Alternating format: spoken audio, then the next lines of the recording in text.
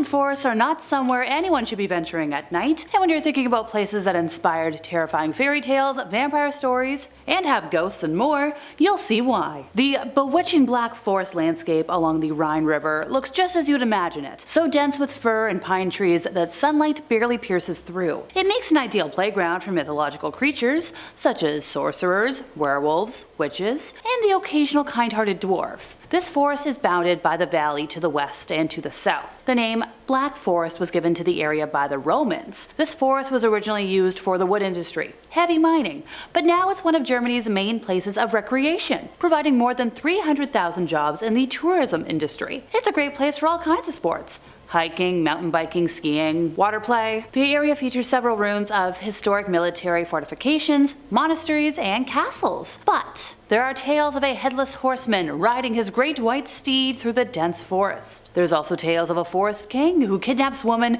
to take them to his underwater lair where he lives amongst the beings that live there. And after dark, you get the dwarves and the lurking werewolves. The Brothers Grimm set many of their fairy tales here, and Carl Friedrich Keller's classic Gothic novel Die Geistenbanner immerses the reader in the world of Black Forest necromancy. The fairy tales of Hansel and Gretel, as well as the Goose Girl, were inspired by this very forest. Perhaps the most scary creature living in the Black Forest is Der Grossmann, or the Tall Man. This disfigured man with bulging eyes and his many arms is similar to Slender Man, even though Slender Man has no facial features. Der Grossmann was derived from woodcuts carved by an unknown artist in the 16th century. If you were a bad person, you'd be sent off to the forest where Der Grossmann is going to stalk you until you confess your wrongdoings to an adult. The Black Forest is a perfect place, apparently, for a holiday or a happy day in nature. It's got a lot of things for history lovers, nature lovers, and recreation, but stay away when the night falls and all the creepiness comes out. The Hoia Baciu Forest in Romania, in Transylvania to be specific,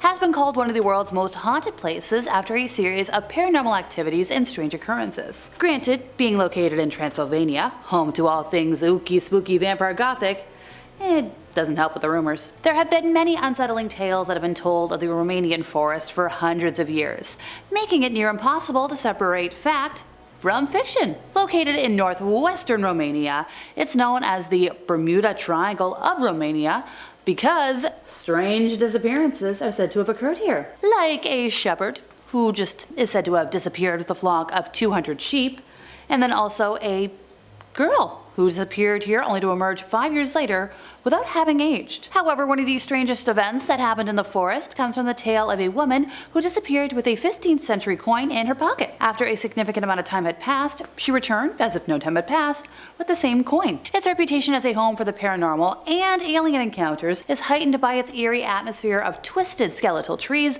that span across 700 acres. So I should mention the alien stuff, right? This was thanks to the reported UFO sightings that were famously photographed in the 1960s by biologist Alexandru Sift, which showed flying objects and gave the forest a reputation as a place for strange and unexplainable events. Even the forest trees themselves hold an enigma, as these 200-year-old trees seem to be young, but most of them are twisted at the trunk or unusual in shape. Most of the paranormal activity seems to be concentrated in a particular part of the forest, which is free of vegetation and formed into a perfect circle. The soil of this vegetation-free area has been tested, and no anomalies were found that would prevent the growth of any plant life. Visitors often report intense feelings of anxiety and the feeling of being constantly watched. And the forest website warns, maybe stay away, because if you enter, you might never find your way out. There's a lot of first-hand reports from people who have visited the forest and have left with really strange symptoms, ranging from a mild case of unease to severe rashes, headaches, and even burns. Stretching from East London to Essex, the 5,900-acre Epping Forest has been the setting of horrors, both real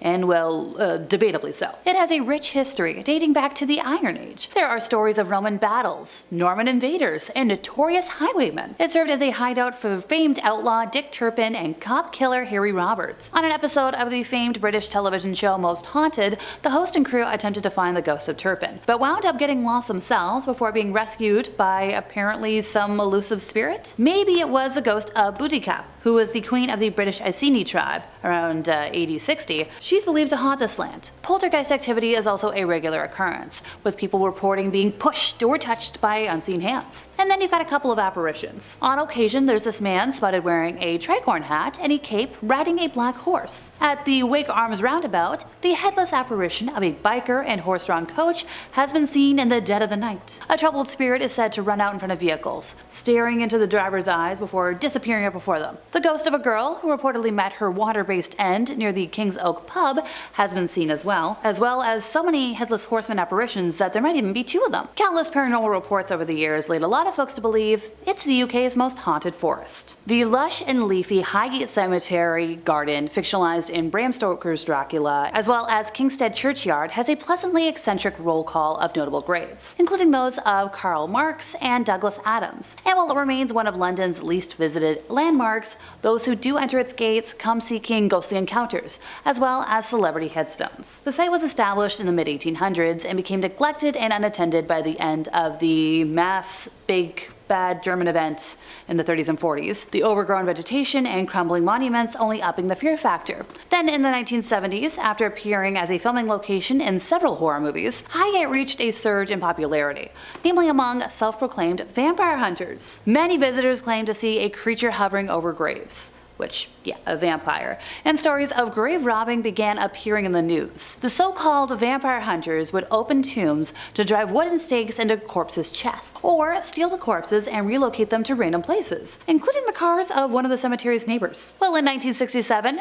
two ladies walking home along the nearby Swains Lane claimed to have witnessed the dead rising from their graves by the cemetery's north gate. Another gal had been awoken one night with something cold and clinging on her hand, which left prominent marks, and the next morning, well, reports circulated of a tall man in a hat wandering the area before melting through the cemetery's walls. On Halloween night of 1968, a group of folks interested in the occult visited the cemetery at a time when it was regularly vandalized by intruders, and according to a report in the London Evening News on November 2nd, the group arranged flowers taken from graves in circular patterns with arrows of blooms pointing to a new grave, which was uncovered. A coffin was opened and the body inside disturbed. But the most macabre act was driving an iron stake in the form of a cross through the lid and into the chest of the corpse. In a letter to the Hampstead and Highgate Express on February 6 of 1970, David Farrant wrote that when passing Highgate Cemetery on Christmas Eve, he had glimpsed a gray figure, which he considered to be supernatural. And he was like, anybody else see something? Sean Manchester claimed that David's gray figure was a vampire,